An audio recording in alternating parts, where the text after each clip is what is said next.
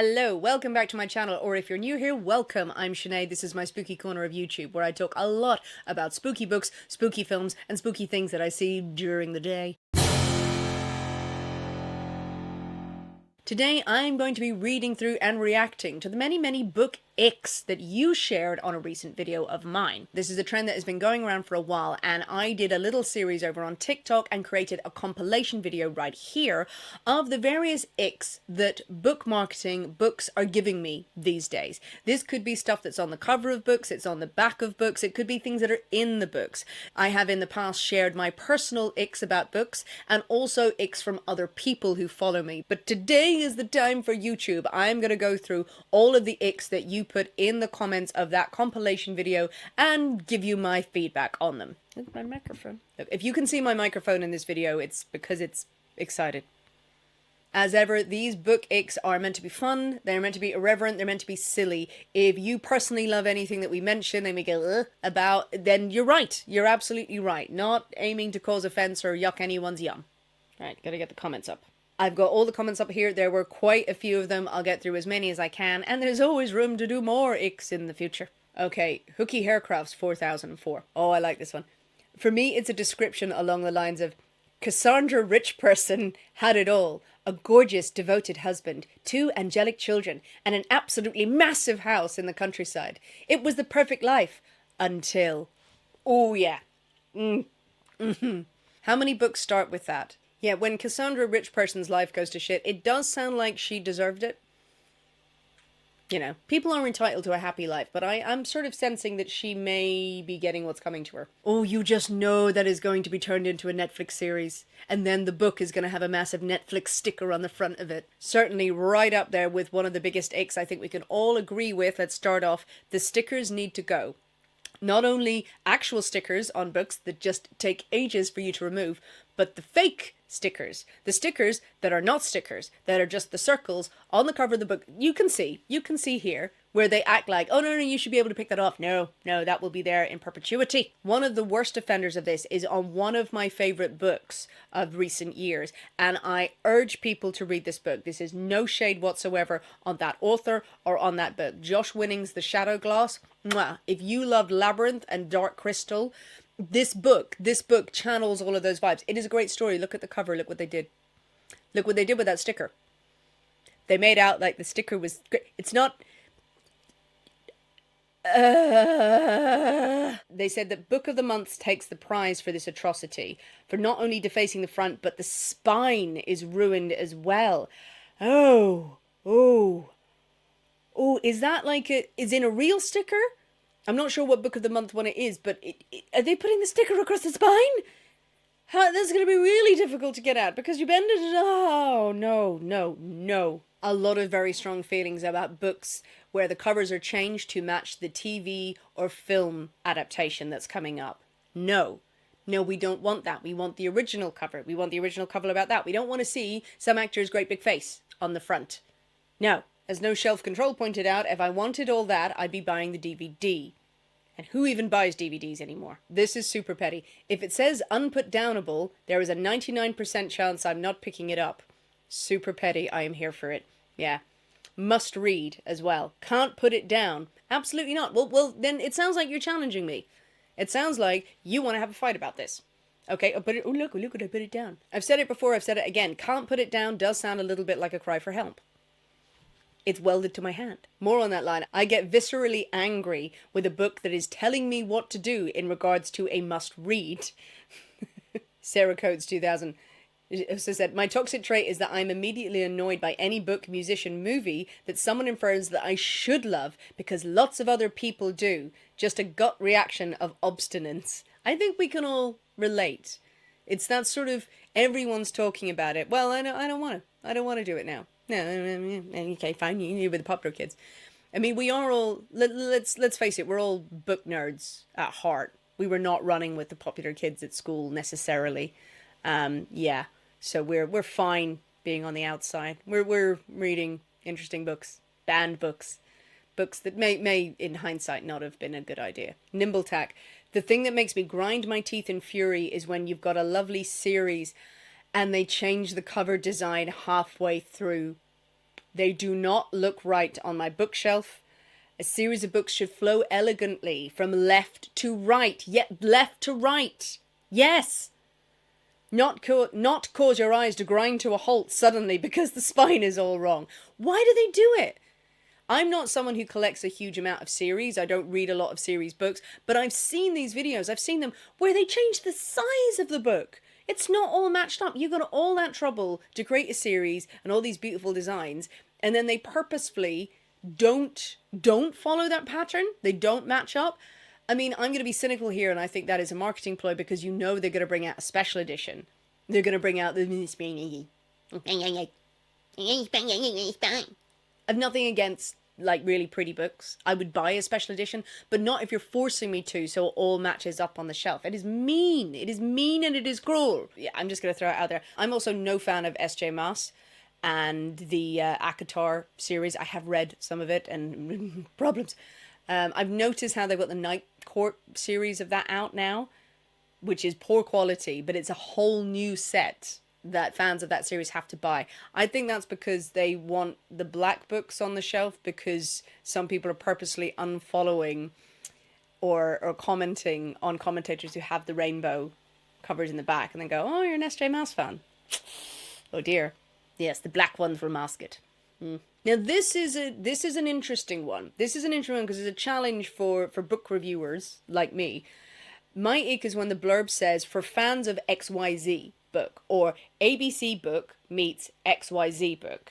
Now, a few people, I should be so careful saying Z, sorry, I've just realised. Do we say Z in England? We say Z in England. What am I saying? I don't know. I have mentioned that before, and I find that, now I'm going to say that I will sometimes use comparisons in reviews. When I'm doing short reviews on TikTok or on Shorts, or even on here when I'm doing longer ones, of saying, you know, this book is like this other book. If you're a fan of such and such a book, I think you will like that one.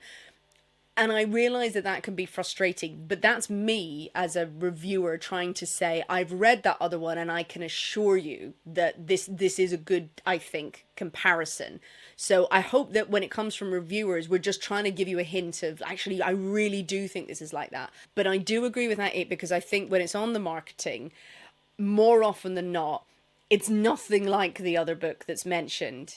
It's either a poor copy that's inferior to the original, or they're just trying to grab you because they know that other book had loads of popularity, so they're just trying to hook you in and go, yeah, there's something like it. I've said it before, but often there'll be hooks in there for me, like, you know, if it's like The Woman in Black, or if you like The Silent Companions, and they'll throw the word gothic in there, and I'll be like, oh, okay, well, those were good ghost stories, and the only similarity is that there is a house in it, and weather. So no to that. I understand that it's an easy and succinct way of describing a book or trying to hook people in with that initial thing of saying, like, if you love this book, this is similar to it. But I think it can be lazily done with marketing. I think that they sort of go, oh, well, we're just going to hop on the back of the popularity of such and such a book and just imply this one is the same. And it's sort of similar. There are people in that book and there are also people in this one. And there's, yeah, and words too. They're practically the same. Chronic and intentional miscommunication, absolutely the worst. Yes. Oh, I felt this deep down in my diaphragm and in my womb and in my pancreas. Miscommunication. I hate miscommunication plots in books. And I know that's harsh. I get it that misunderstandings sometimes can be a useful plot device, but it's exactly that. Chronic and intentional miscommunication. Oh, it annoys me so much. It's the lumbering truck. That's what I say when something really bothers me in a plot of a book and you can see it coming a mile off. The lumbering truck that's coming over the hill. You're standing in, like, you know, an open road and you can see the lumbering truck coming over the hill and it's coming and it's coming and it's okay, well, I can see it's a truck. Oh, it's got here, it's a truck. You see what the problem is and someone has misunderstood it and it's so annoying. It's not tense. It's just go fix that. go and tell them. Ask a follow-up question. It often happens in fantasy or romantasy. It's what actually put me off some of the books that I've read, where you've got someone misunderstanding. Oh, he just thinks this. We've been separated for years because he did this horrible thing. And it's like, ask a question. Don't just get uppity and walk around going, I can't possibly say this because this is my impression of them. Ask a follow-up. Excuse me, can I just clarify? Are you a dick? Good. Okay, we're on the same page. No, I didn't abandon you as a baby. Why would I do that? All you had to do was ask me. Miscommunication I find so lazy, and it's often followed up with uppity indignity. Uppity indignity. Indignation. Shit, that was it. Indignation, that's what I meant. Yeah, the people being just absolute indignation at, well, I'm definitely not going to talk to them because we can talk our problems out. The world would be better if we all just sat down and had a chat. Just one word will put me off reading a book. Heartwarming. Yeah. Heartwarming? I'm going to need more than that. If it just says heartwarming, I'm a horror fan. I'm just, oh, that's nice. Whose eyes get gouged out?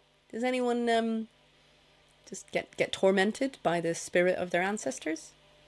No? Oh, okay. Well, you enjoy that.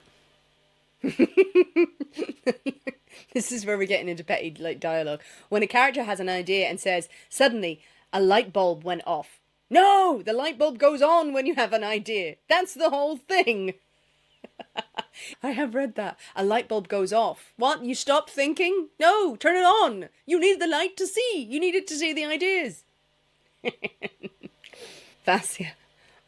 Roller coaster is an instant sod off. Roller coaster. Yeah. I get the description. I'm sure I've probably used it in reviews as well, but roller coaster implies, oh, it's going to be a long journey of ups and downs. And yeah, maybe not. Okay, Deirdre L is lent into this. Okay. In quotes, when you get something in quotes. She fell into the arms of impossibly handsome Lord Fartwant and his devilishly seductive sauerkraut. Anything with a title like To Bed a Lord or A Lassie for the Baron, with a big-chested twatty man on the front cover. In the text, she exhaled a breath she didn't know she'd held. Someone was screaming and she realised it was her. Oh God! I think, to be fair, if you're going to read To Bed a Lord or A Lassie for the Baron, you know there's going to be a big barrel-chested man in it, and she's going to be running around. She's going to be breasting boobily across the page, and he and his sauerkraut are going to have their way with you. But yes, reference before though, she exhaled, she let go of a breath she didn't know she was holding. Quite a few people messaged me, because I do find that annoying when I see it in the text, but they said, I do that all the time. I don't realise I'm holding my breath. And oh, right, okay. I didn't realise it was a more common thing than is in the books. Audiobooks as well, where the narrators speak in capitals. Or slowly. Avenging Goddess says, I will also toss any book that says something like 5 generations of William's women have fought for... Meh, that book is going to tell you about every single one. Yeah, I agree. No, I don't think I'd pick that book up.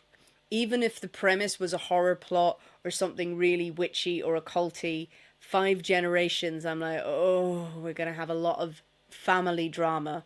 There's not going to be enough room for magic and cauldrons. There's going to be a lot of rivalry and the power of the family. No. Ooh, okay, Trish Nichols. Hot pink covers or neon pink cover printing sends me running. There's a big run of that at the moment. There's a couple I've got on the shelf. I think you can see Hungerstone up there. You can see the edges.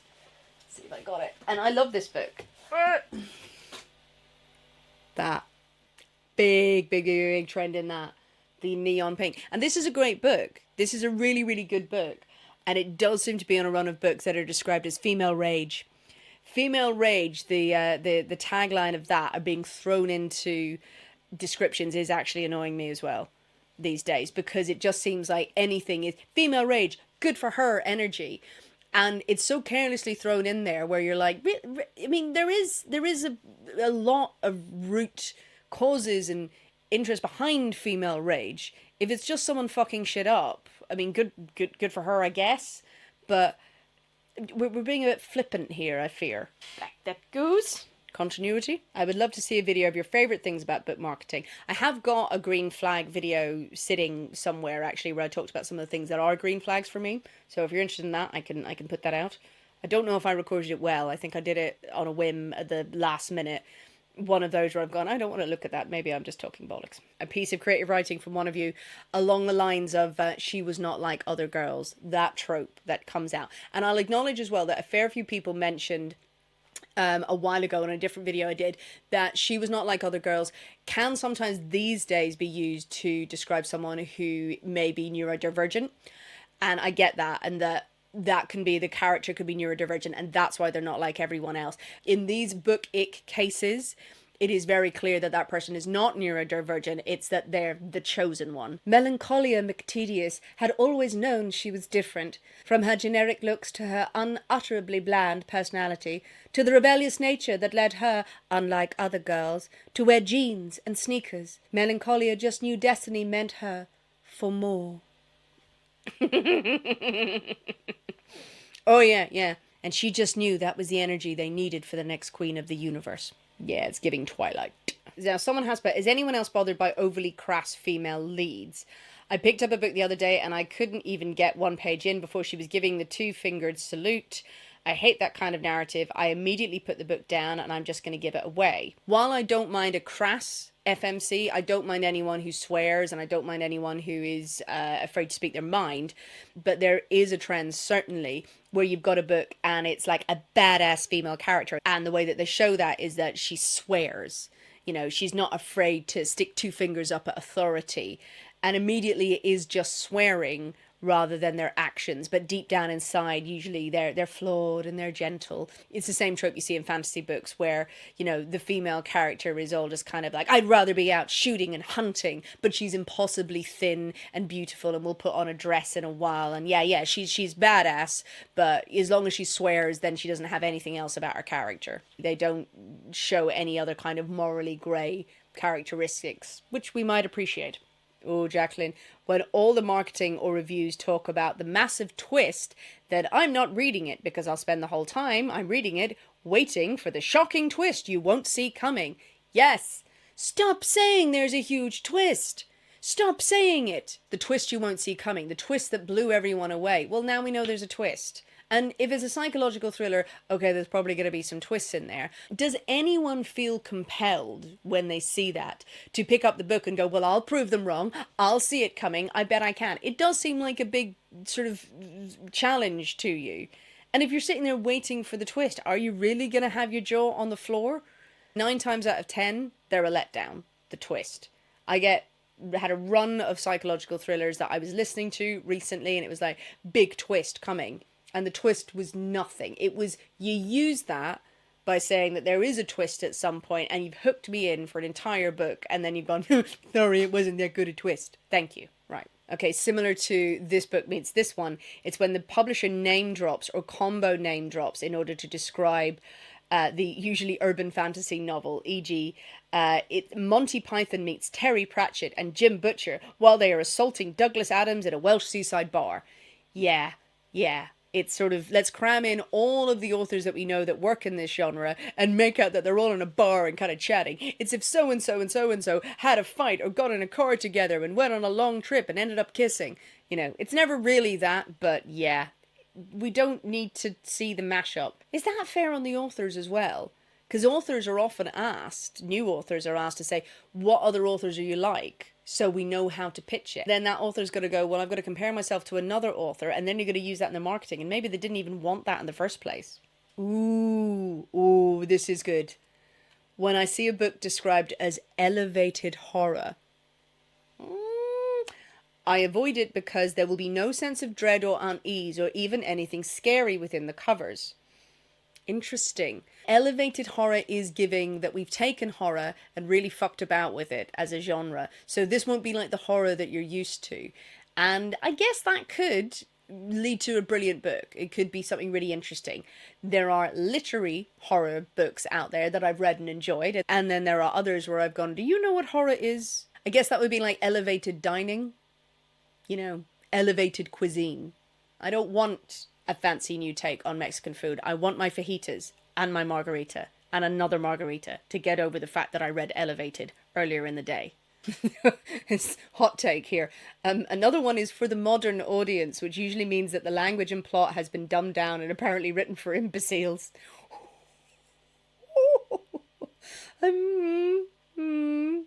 What is a modern audience?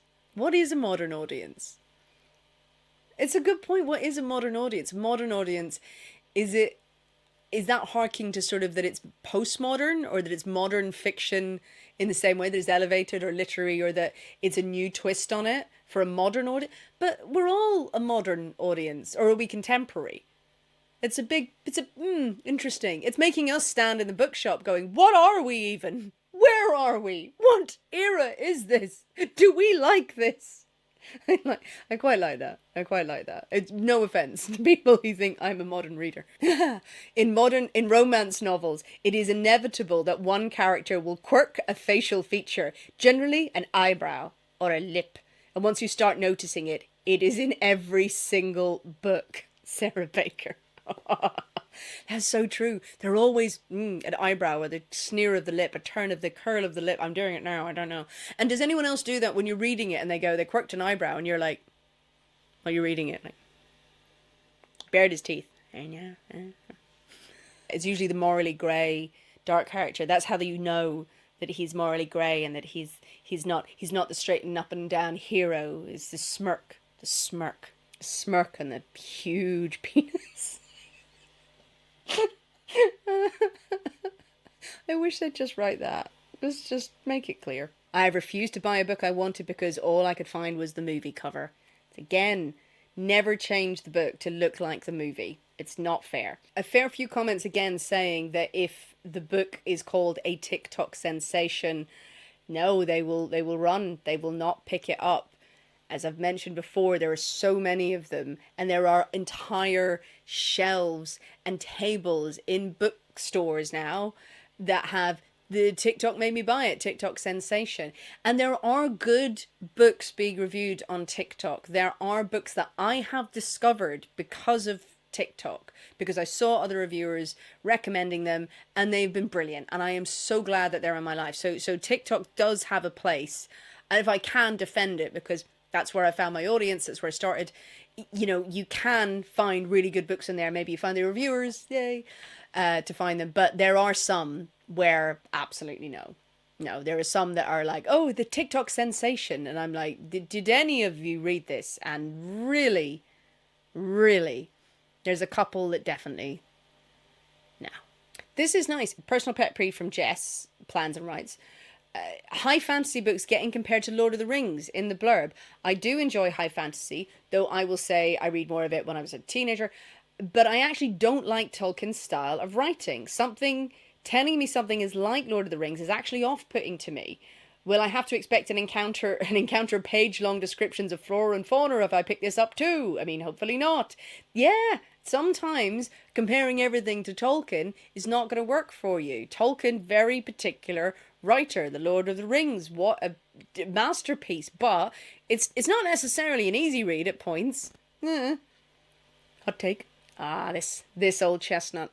I hate when you read a book and it seems to be all wrapped up in a bow with a complete standalone ending, and you realize there is a second book in the making. Then, with 2 pages left, the author adds a cliffhanger. No. Let's not do that, please. I was going to buy the next book, maybe even pre-order the hardcover, but now there is no way in hell I will be purchasing it. Don't mess with your readers. Don't do that. Don't you shove a cliffhanger ending at the end to force them to buy the next book. No. I think, hot take from me, it should work as a standalone. Surefire ick, when the author's name is larger than the book title.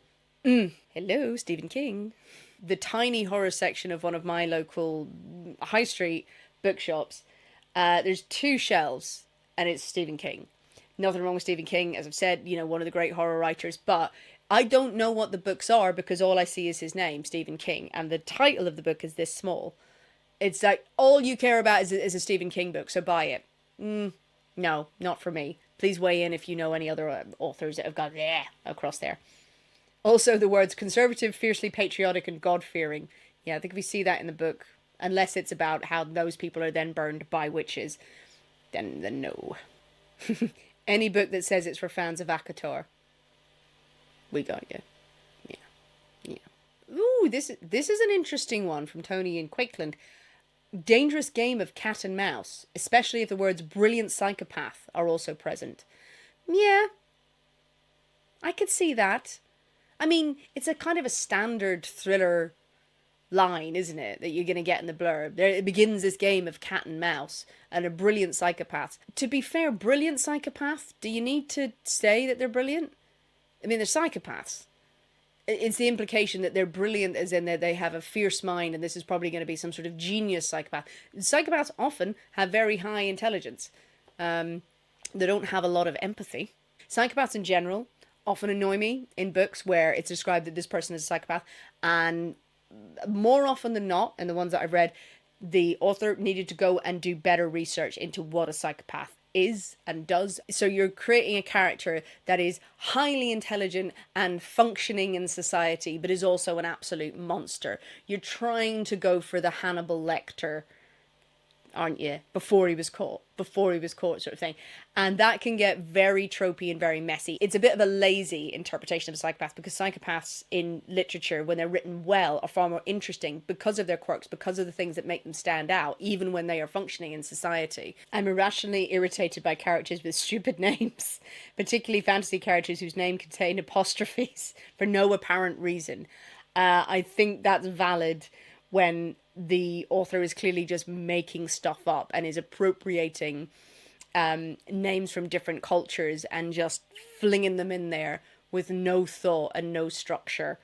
Yeah, that happens. There are some where they've actually thought into, okay, this is a name, and they've made it applicable to the character's culture, and then there are some where they've just got, that's a fun name, I'm going to put it in here, or I'll just throw some more stuff in there. This is a valid ick. I hate romance books with misogyny. Misogyny is always an ick. Like, he wants to protect her against the villain, so he locks her up. Yeah, that is the whole kind of savior sort of captor trope. I get that it's a bit of a romance vibe and it can be a little bit of a kink and things of, you know, absolutely, if that's your thing, fine. But I'm going to protect you. I'm going to lock you up and just sort of, you know, you can't defend yourself. My ick is dystopian. Can't do anything involving a world where everything is so awful everyone dies. It's fair.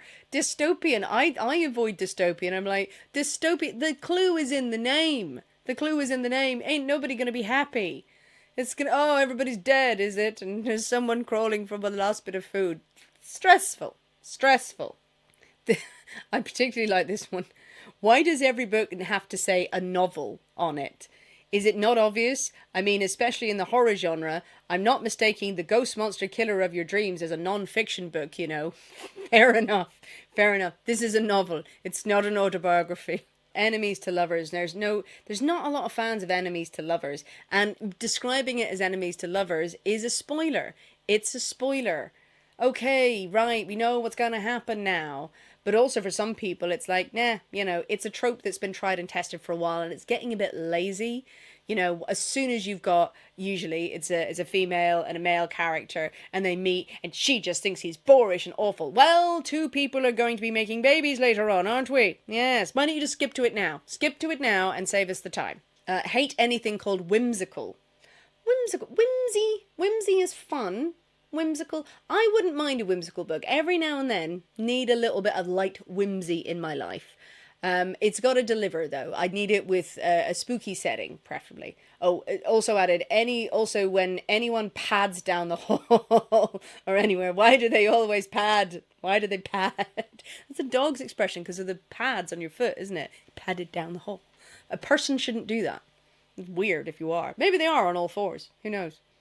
I love this. For me, when they're describing a very obvious character name and they say, a certain such and such. Really? A certain dark wizard? Whichever one could it possibly be? This was a combination of thoughts, and I had thoughts on one and thoughts on the other. I don't like the author's opinion of current politics in a book. I read to get away from all of that. And I do have thoughts on your politics in books and talking about politics in there. But they've also said, I also don't read books with shirtless hulky men on the front cover. And that's fair. That's absolutely fair. I mean, if you're looking for a shirtless hulky man and to do stuff with you, then you get that book. That's fine. Politics in books are political. I believe books are political. I think that any author may be tackling a political subject in the book that they're writing. It may be masked by the story that they're telling and the story that they're weaving. There will be a political context and subtext of any book that we read. You just got to look for it. And even the fluffiest, loveliest books in the world, there may well be an agenda underneath it. Blurb that is just praising quotes by other authors and nothing on the story. Yeah, we need to know what the story is about. Not that so-and-so who wrote a book last year thought it was pretty good. Gonna need more information. I know it's often inside the flappy bit, but when the character on the cover doesn't match the description of the book, or the image design has no real connection to the plot, oh, that is a good one. That is a good one where, has the cover artist, if they're lucky enough to have one, really read the book? Or is this a little bit of AI work? Yeah. Or people just kind of going, you know what will really make this sell? Let's put this on the front. Yeah. Yeah. There we have it, a collection of some of the book icks that you have shared, the things that really make you twitch, make you cringe about book marketing and things that you're seeing on book covers at the moment. I'm sure there is room for more icks to be covered in the future because books are going to just keep getting weirder marketing as we go forward. But let me know if you have more, if there's any others that you want to discuss, and I will see you soon. Stay spooky.